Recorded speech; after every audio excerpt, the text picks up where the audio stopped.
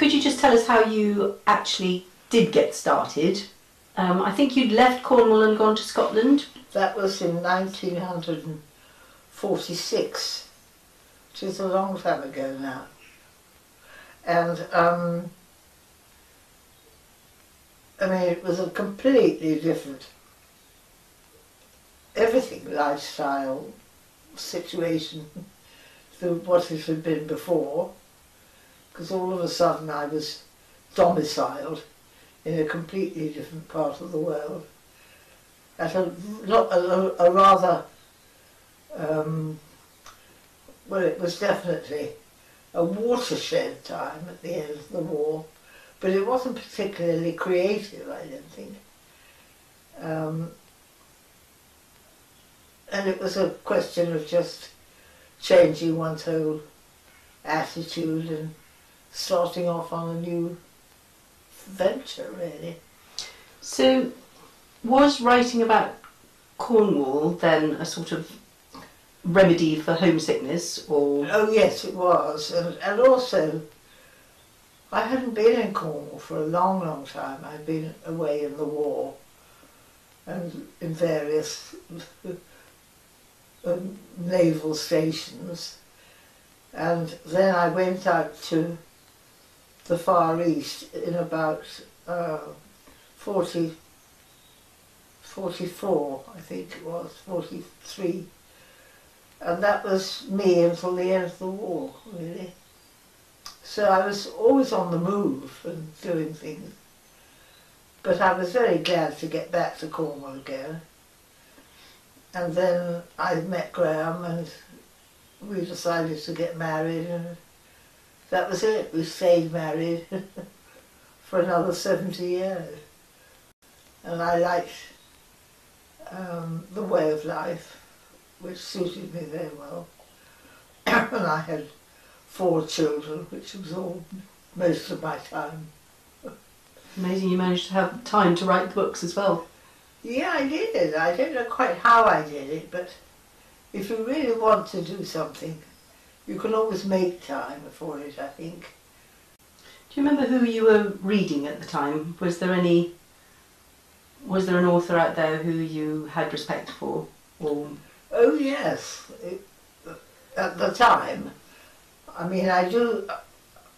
It was lovely at your party at Hatchard's meeting Penelope Lively, because she's been one of my most revered writers for a long time. I think she's wonderful. I think she writes wonderful books. And she never loses touch with reality, but she's still very emotive, I think. Was it at all difficult writing or pursuing a career then? No, it was really a terribly good time to start, because the markets were simply bursting with opportunities if you wrote my sort of short story. You know, every single magazine ran a serial or ran a full-length book, or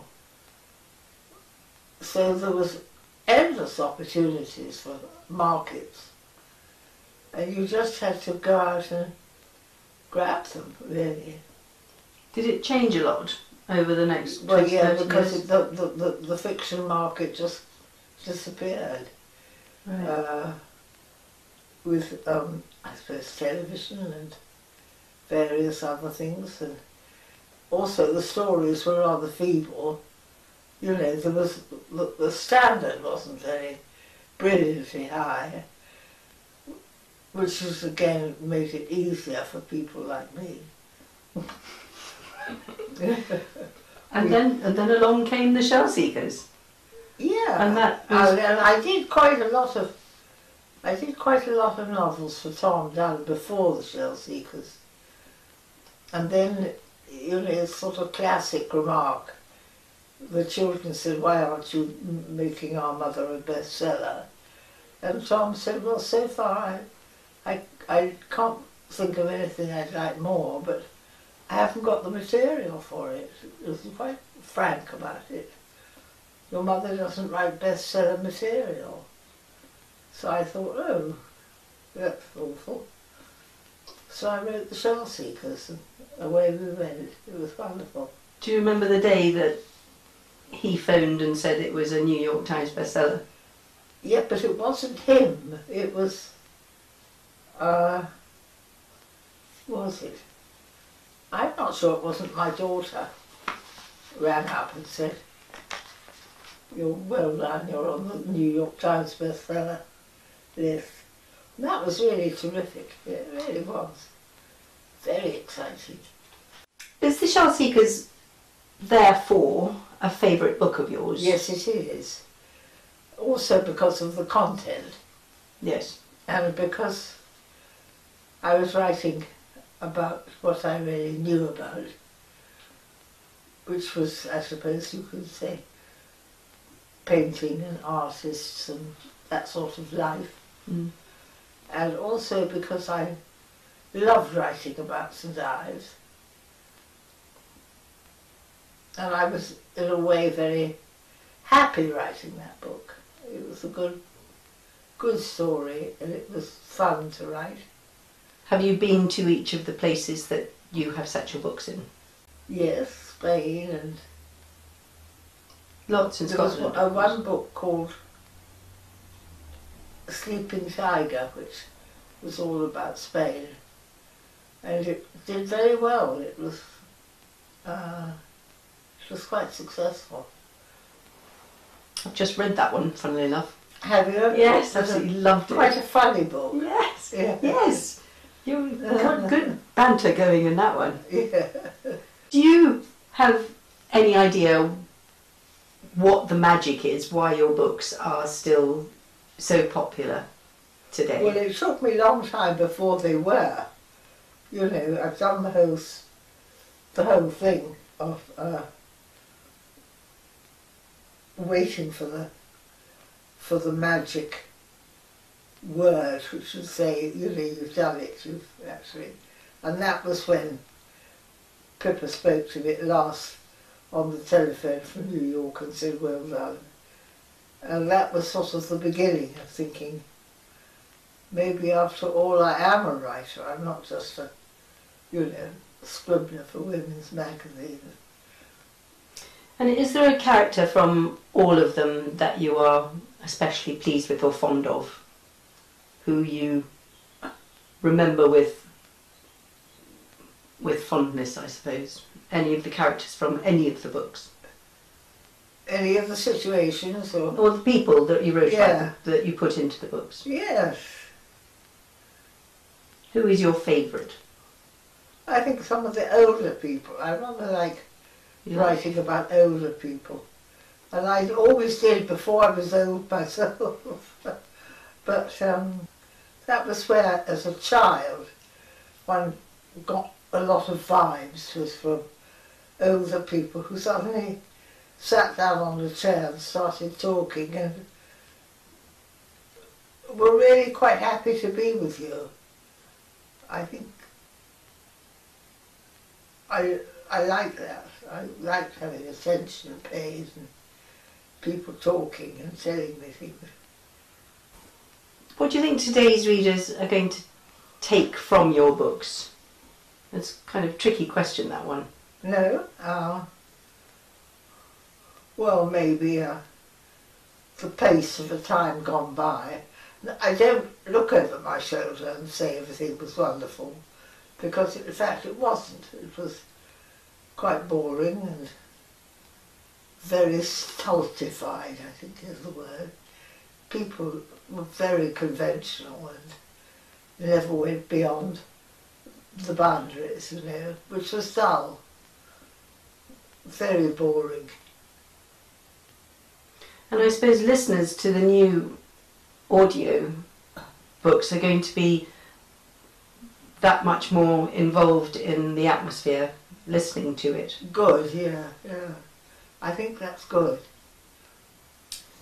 I suppose a good story will go on forever though, won't it?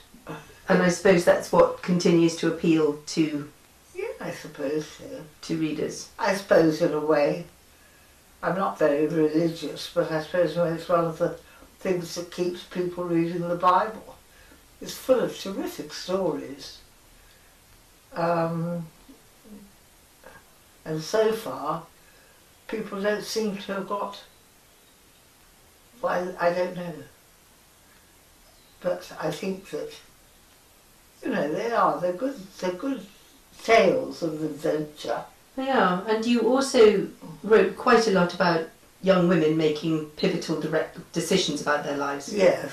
And forging their own paths, and maybe that is still a truth to young readers today.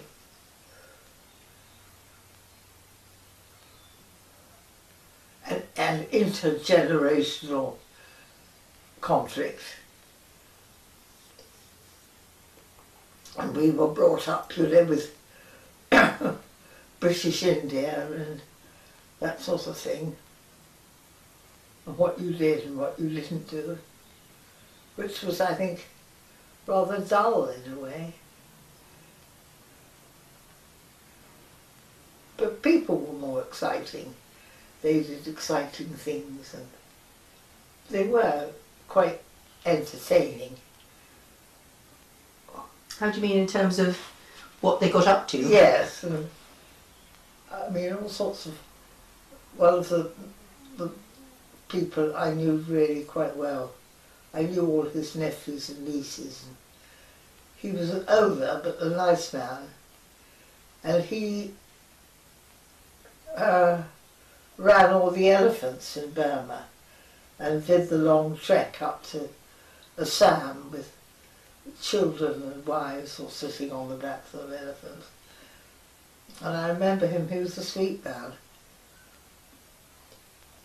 And sort of people like that popped out of the woodwork and gave us some idea about or fame and knowledge, experience.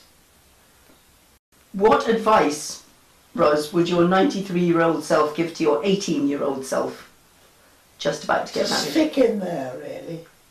Don't think there's anything else. Just do it. Get on with it. Don't talk about it, just do it, you know. Yeah, I don't want to hear anyone say, I haven't got time and you're so lucky. And, you know, just do it. Don't talk about it.